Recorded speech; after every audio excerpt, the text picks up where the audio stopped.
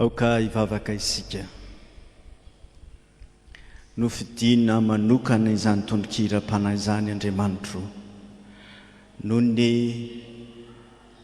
efa nitenenanao taminay ny amin'izay angatahanay ny amin'ny ampelezana ny filazantsara dia ny famelana ny elokay ao amin'i Jesosy Kristy Tompo, ny famonjena izay vitany dia ho an'izao tontolo izao zany.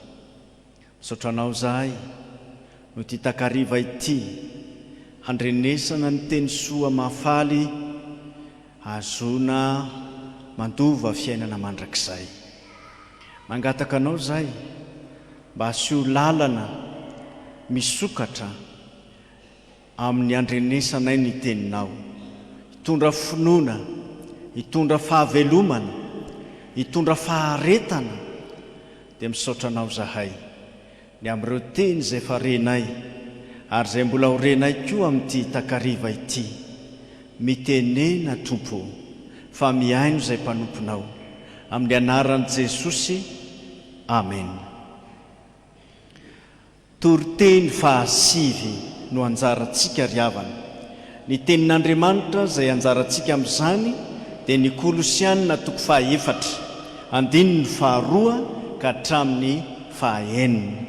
Kolosianina 4:4 andininy 2 ka hatramin'ny 9. Aoka hiara-hitsangana isika handreny ny tenin'Andriamanitra amin'ny anaran'i Jesosy.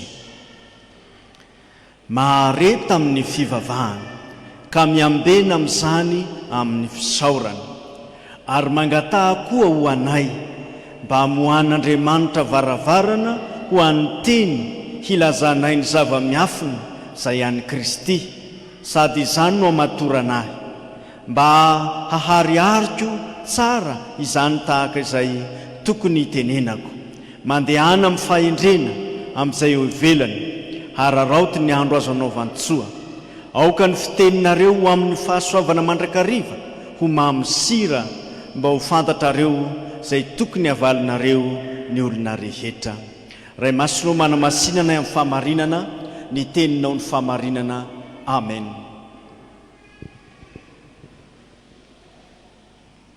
Ry fiangonana malala ho aminareo rehetra ny fahasoavana sy ny fiadanana avy amin'Andriamanitra raintsika sy Jesosy Kristy Tompo.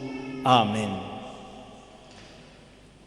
Ny toby Betesda riavana dia avy amin'ny tantara ny amin'izay voalazany Jaona, ilay tanàna ny famondram-po. Ny mahatanàna ny famondram-po azy no hotsindriana amin'ity anio ity, satria nahoana nahazo famondram-po isika riavana, ahazoantsika mahazo izao isa-taonany toby 430 izao, ka dia misaotra an'Andriamanitra ny amin'izany famondram-po izany. Tafahoana tokoa isika no izany famondram-pon'Andriamanitra izany, ary efa nandre ny teniny dia isaorantsika an'Andriamanitra koa ny amin'izao toriteny fahasivy izao. Isaorana manokana ny komitiny toby izay namolavola izany tenin'Andriamanitra ho toriana amintsika izany sy ho alahatra sy ampianarina antsika izany. Misaotra ihany koa ny amin'ny fanolorana anjara, tena famondram-po tokoa no azontsika anjara avy amin'i Jesosy, ka dia misaotra an'i Jesosy, misaotra ny komity koa. Raha nozohina ny tenin'Andriamanitra izay farentsika sy izay mbola horentsika dia ny Romanina 12 andininy 12 no hamehezantsika izany teny izany. Izao no voalazany tenin'Andriamanitra ao: mifalia amin'ny fanantenana, miareta amin'ny fahoriana, mahareta amin'ny fivavahana. Romanina 12 andininy 12. Amin'izany tenin'Andriamanitra izany, ny fifaliana amin'ny fanantenana dia ny fanantenana ny voninahitran'Andriamanitra. Io no asaina antenaintsika fantatra. Andriamanitra izay naneho ny voninahina teo amin'ny fiainantsika, ary mbola antenaintsika satria lay Andriamanitra ny voninahitra. dia mitaona antsika koa ho amin'ny voninahiny mandrakizay. Amin'izany indrindra no mahavelom-panantenana antsika.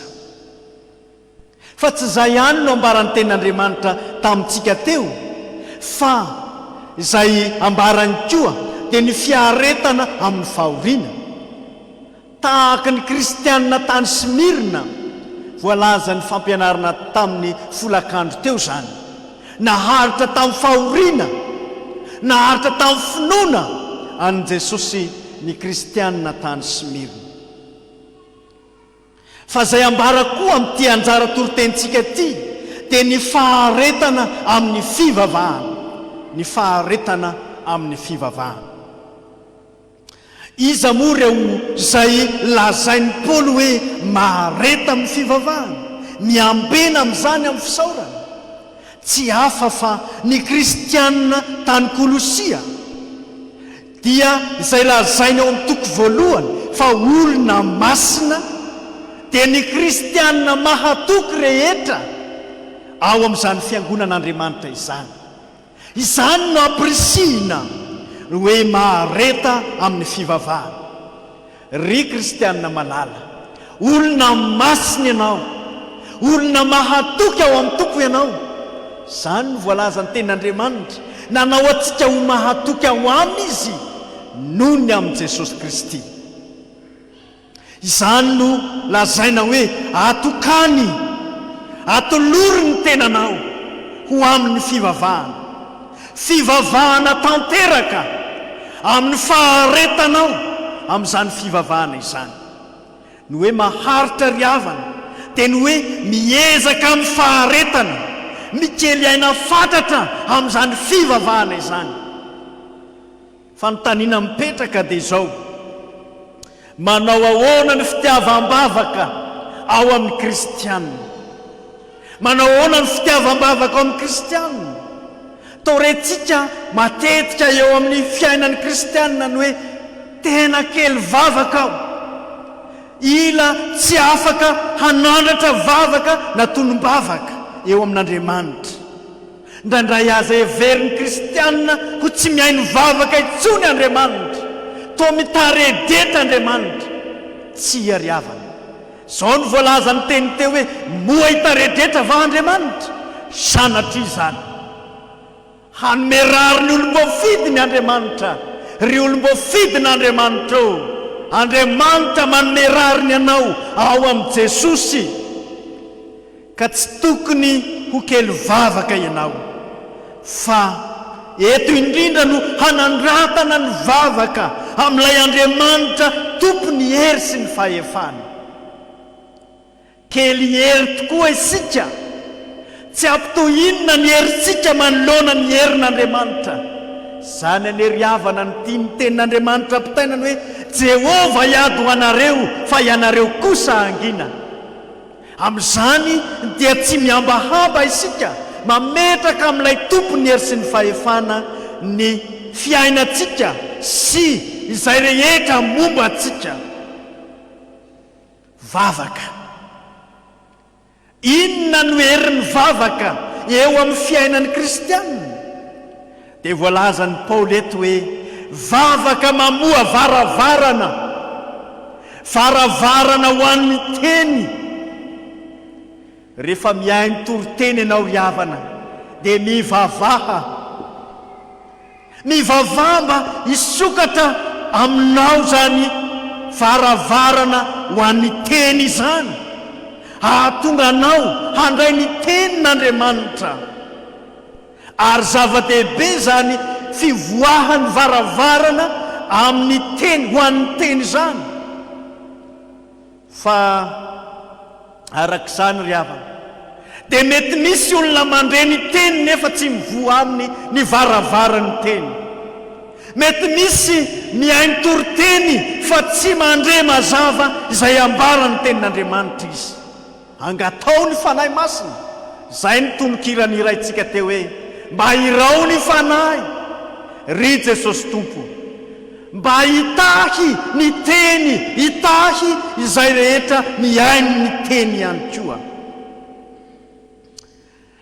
Ho an'ny filazantsara mandrakariva rehefa mivavaka isika dia aoka mba ny filazantsara no entintsika mbavaka, satria zany ene no nahatonga atsika hitoetra amin'izao fahasoavana misy atsika izao e. Ny filazantsara no ananatsika famonjena, ny filazantsara no niorena ny fiangonatsika, ary ny filazantsara no nampisy ny fifoazam-panahy, namoa olona maro, ary dia izany indrindra koa no mbola hoentina mbavaka ho an'ny filazantsara, dia ny fitoriana ny filazantsara, ho an'ny mpitory filazantsara, ho an'ny amoana ny varavaran'ny fon'ny olona handray izany tenin'Andriamanitra izany. Misy ohatra anankiroa reto maneho ny fivoan'ny varavarana dia izay voalaza ny Koritianina voalohany 4:9-7. Nisy varavarana lehibe voavaha ho an'ny Paoly mba ahazoany miasa tsara tany Efesosy. Tany Efesosy dia novoana na dia maro aza ny mpanolotra tany. Io ry havana ny tokony ho fatatsika hoe misy tokoa ny mpanohitra ny filazantsara, kanefa noho ny vavaka izay natao dia misy varavarana mivoa tahaka izay nataon'Andriamanitra tamin'ny fiainan'ny zanak'Israely, fa amin'izay mahafaty indrindra no amohan'Andriamanitra varavarana mahavelona sy isian'ny fitahiana. Ohatra faharoa dia ny tany Troasy no voana varavarana ao amin'ny tompo ny fitoriana filazantsara tany Troasy, ka nisy vokatra lehibe. Amin'izany dia manome toky Andriamanitra fa manokatra varavarana ho an'ny teniny izy. Fa isika kristianina kosa dia tsy maintsy hitolona mbavaka ahary tamin'ny fivavahana, ka raha miloatra ny vavaka izay ataontsika dia izao ny filazantsara indrindra no aoka mba ho ao am-pontsika ny amin'ny ampandrosoana izany filazantsara izany.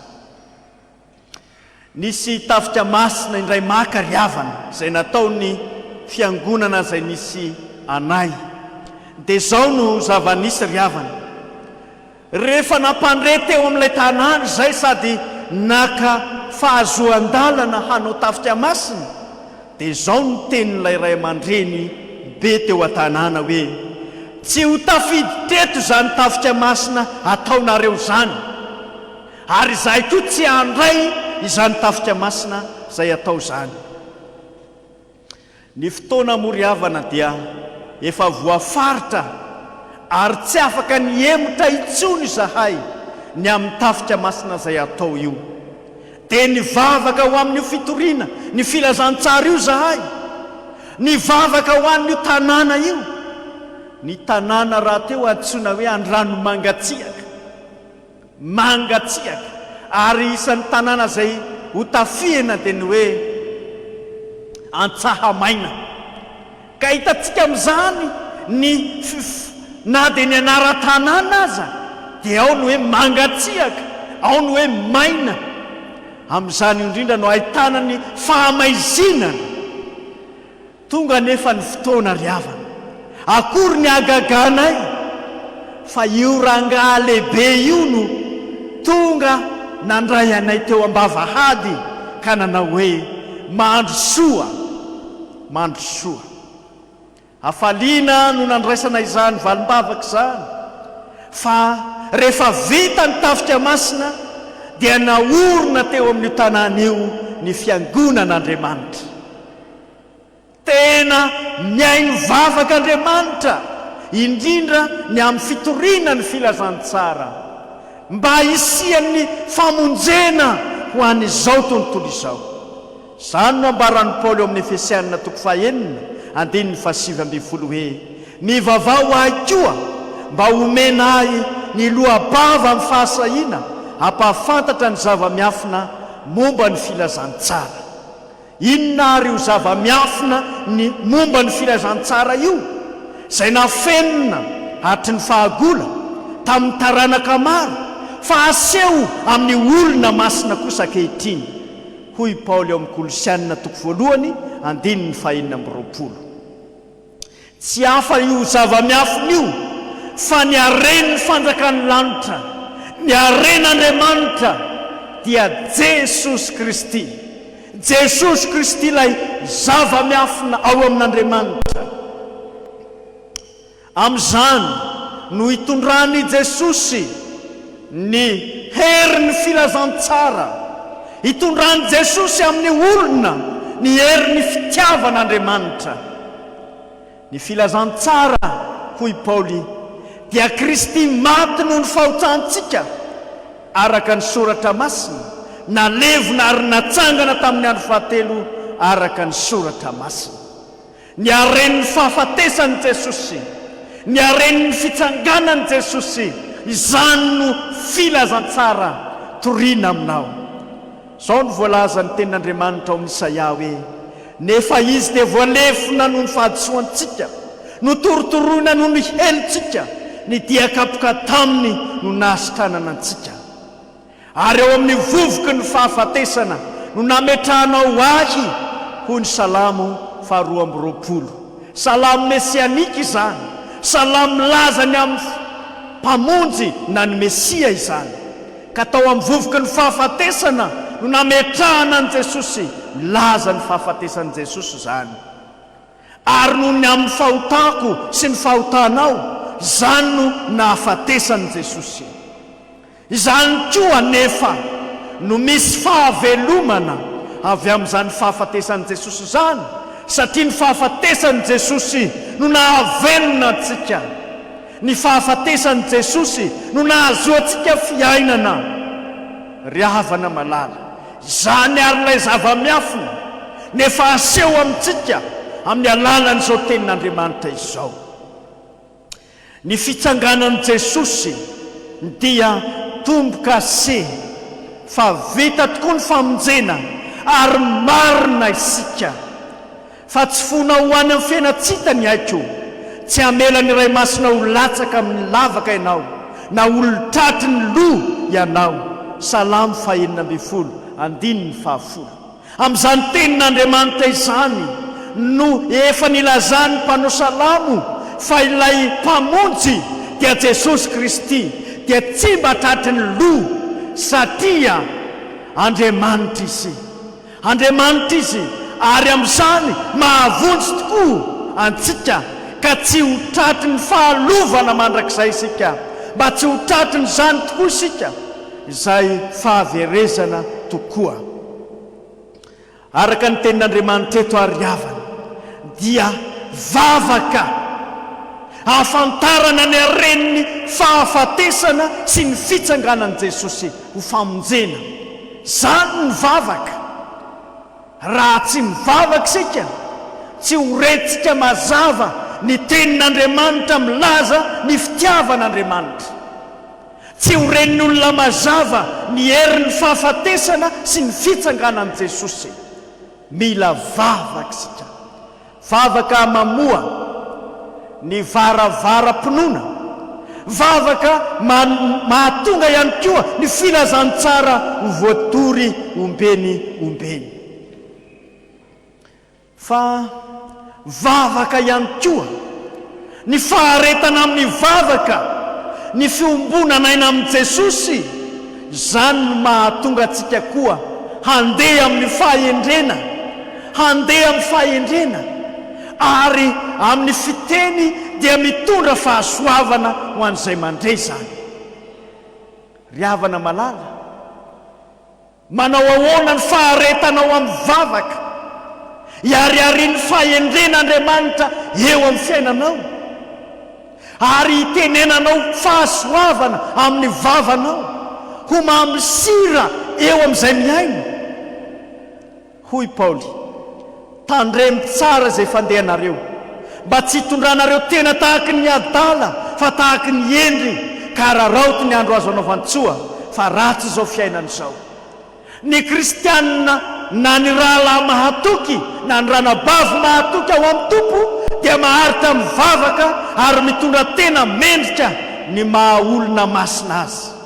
Olona mahatoky ao amin'ny tompo ianao, araroky ny andro avelomanao hitondranao ny tenanao mendrika ny filazantsara fa fitoriana ny filazantsara koa zany akoatran'izay fanohananao mivantana ny fitoriana ny filazantsara dia fitoriana amin'ny teny sy ny fitondrantena koa zany satria ny fiteny ombam-pahasoavana izany no fitenin'olona masina miteraka fahasoavana ho an'izay miaino zany mitondra tsiro ho an'izay miaino zany hoy ny mpitoriteny toko 10:12 hoe soa ny teny alokin'ny vavany hendry soa ny teny alokin'ny vavany hendry ary hoy koa ny Efesianina hoe teny tsara ho fampandrosoana hahazoany izay miaino fahasoavana zany no kendren'Andriamanitra ho an'ny kristianina mahatoky ho an'ny kristianina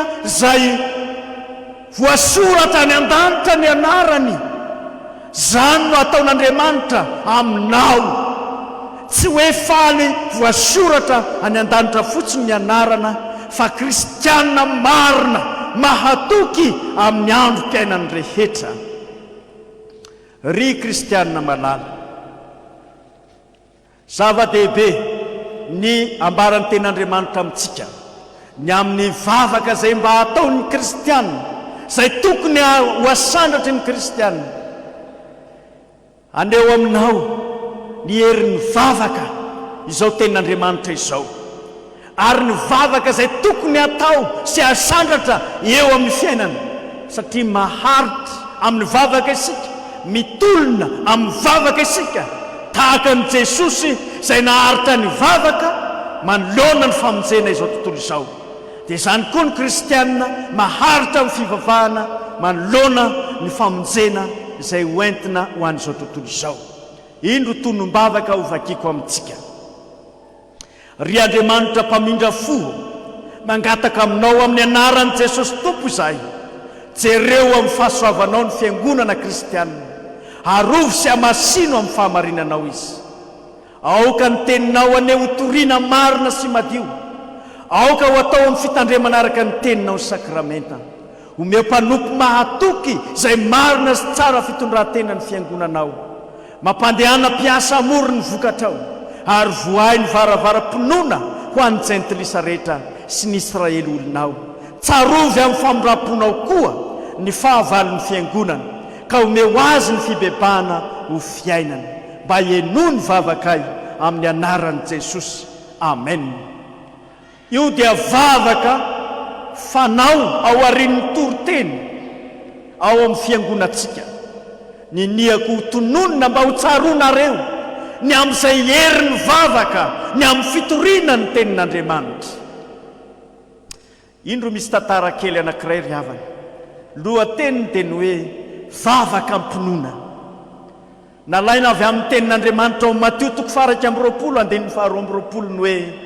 ary na inona angatahanareo amin'ny fivavahana atao amin'ny finoana dia ho azonareo zany ho azonao tokoa zany araka ny toky izay omen'Andriamanitra anao mahareta amin'ny fivavahana vavaka ampinoana tany Nizeria ry havana dia nisy sampy nantsoina hoe Sango natahorany tompotany tany Nizeria zany fa raha tezitra io sampy io dia mandatsaka varatra ary ataony maty tokoa zay tratrany